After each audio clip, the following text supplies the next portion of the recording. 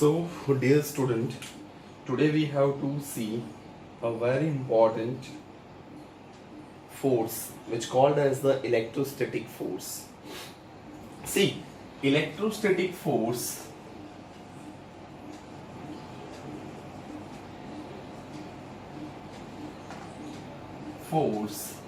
This force is also known as the Coulombic force. Also known as the Coulombic force. This is the given by the scientist Coulombs. That's why it's called as the Coulombic force. Once we just see this force, then the force exert between the two charges. Either they both are like charges or they both are the unlike charges. So if we consider that, suppose I have two charges, one is the Q1 and one is the Q2. They both are separated by the distance r. They both are the separated distance r. So the force exert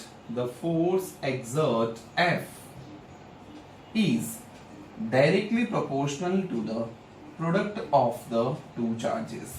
Directly proportional to the product of two charges and inversely proportional to the square of its distance. Inversely proportional to the square of its distance. So we can write this word F is directly proportional to the Q1 Q2 upon R square. Once we remove this proportionality constant, then it gives a wonderful terms. It's called as the K. Keep in your mind this K is a small k. This K is a small k. We have to write a small k. Where the small k is equal to 1 upon 4 pi epsilon naught. Now again interesting. Its value 9 into 10 raised to 9 Newton meter square upon Coulomb square. The value of K. Now here we see a new terms. The terms is called as the epsilon naught. Now what do you mean by the epsilon naught? Then it called as the absolute permittivity. It called as the absolute permittivity or we can say that permittivity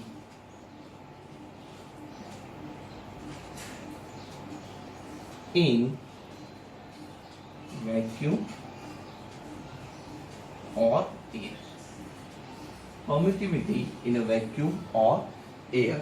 So it is called as the epsilon naught. See the word itself we are going to be say that. Again I repeat epsilon naught. How we remember where no medium, that it's called as the naught, means no medium. Okay, fine. Instead of that, if the force exert in a particular medium, then we just will be write down the same thing in a different manner. Let's see that. Suppose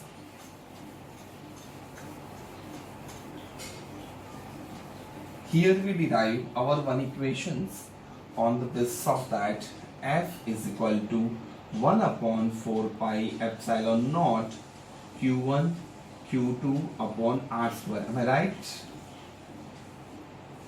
Give it equation number 1. Consider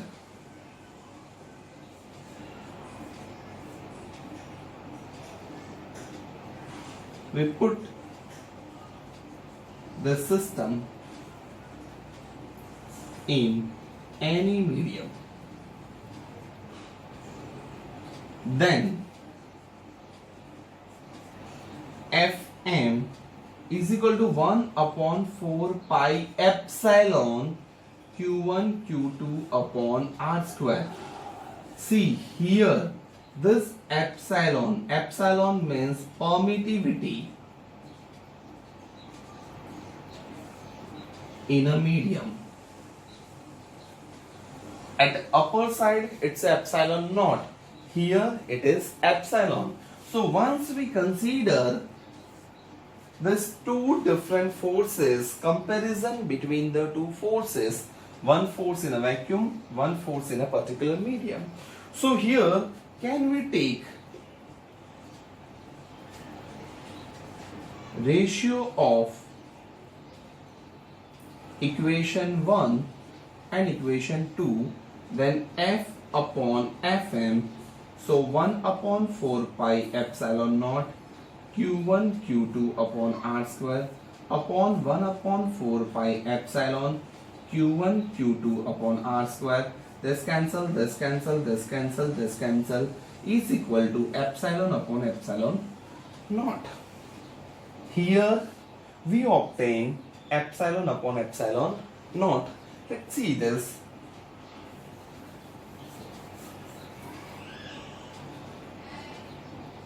Epsilon upon epsilon naught is also known as the epsilon R. The word, it's called as the relative permittivity. It is called as the relative permittivity. Is equal to capital K. It is known as the dielectric constant,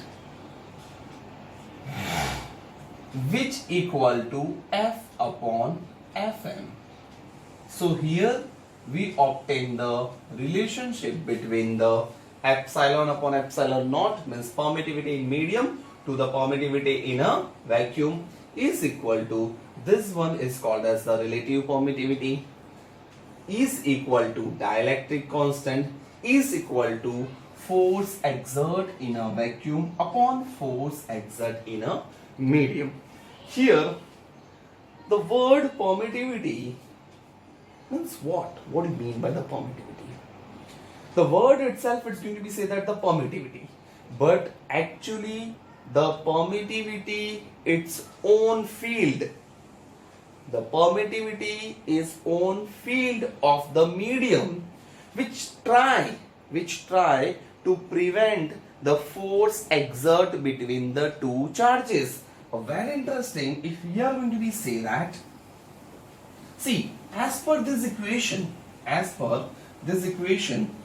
it's very true that force is inversely proportional to the epsilon. Force is inversely proportional to the permittivity. So permittivity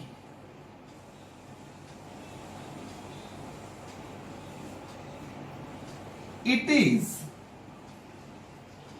own field of medium. Don't write in exam, it's just an explanation. According to my view, it is own field of a medium which decrease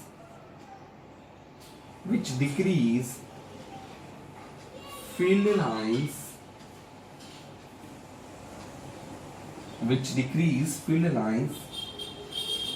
between two charges, or which decrease force between two charges. So we can say that if force is high, then definitely its permittivity is lower. If we consider the lowest, means here we consider the permittivity, highest permittivity, or the movement of field lines, we have to compare with the air or with the vacuum, because in a vacuum there is a maximum force occur. So it's very true that if we consider in a vacuum or in a air maximum force occur, then the absolute permittivity is very lowest comparatively other permittivity. Yes or no? So here we can consider that my epsilon naught is lower than other permittivity. Simultaneously, we can say that F is greater than Fm, cause this epsilon naught and this force both are the reciprocal to each other. So permittivity or force exert between two charges is highest in case of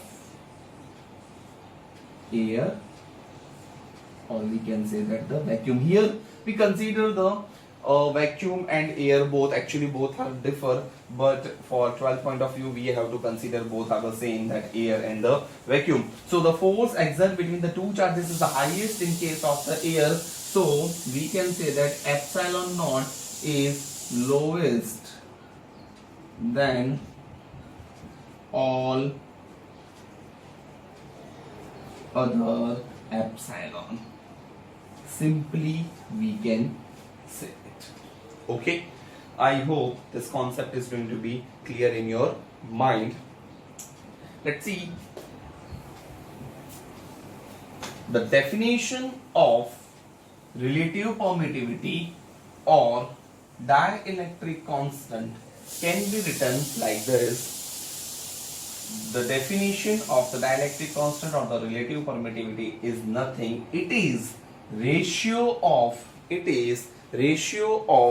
permittivity in a medium to the permittivity in a vacuum, or it is the ratio of permittivity in a medium to absolute permittivity. So this concept is regarding your permittivity. Got it?